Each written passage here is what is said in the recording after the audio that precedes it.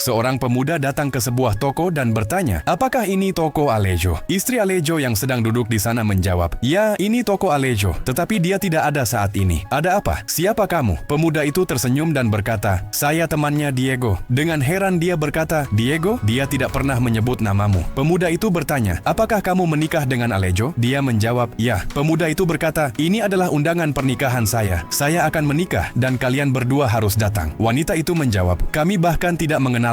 Bagaimana kami bisa menyimpan kartu ini?" Pemuda itu tertawa dan berkata, "Kakak ipar, saya teman sekolahnya. Dia akan mengerti. Saya sudah terlambat. Saya pergi dulu." Pemuda itu pergi dan wanita itu mulai berpikir, siapa sebenarnya teman yang tidak pernah disebut Alejo itu? Tak lama kemudian Alejo datang dan istrinya memberitahu bahwa seorang pemuda datang dan meninggalkan undangan pernikahan. Alejo terkejut dan bertanya, "Nama siapa yang dia sebut?" Istrinya menjawab, "Sepertinya Diego." Mendengar nama itu, Alejo dengan gembira berkata, "Oh, dia teman masa kecilku. Apakah kamu menyuruhnya duduk, menawarinya teh atau air?" Istrinya berkata, "Saya tidak mengenalnya. Apa yang harus saya tawarkan?" Alejo buru-buru berkata, "Tunggu di sini, saya segera kembali." Dan ia pergi. Tidak jauh dari situ, ia bertemu Diego, dan mereka berdua berpelukan dengan gembira. Diego berkata, "Kemana saja kamu? Aku mencarimu kemana-mana. Saat melihat toko kakakmu, aku hampir pergi. Kupikir mungkin kita hanya akan bertemu di pernikahanku." Alejo menjelaskan bahwa karena masalah keluarga, ia harus pindah dan tidak bisa mengundang Diego ke pernikahannya. Ia berkata, "Kamu menepati janji.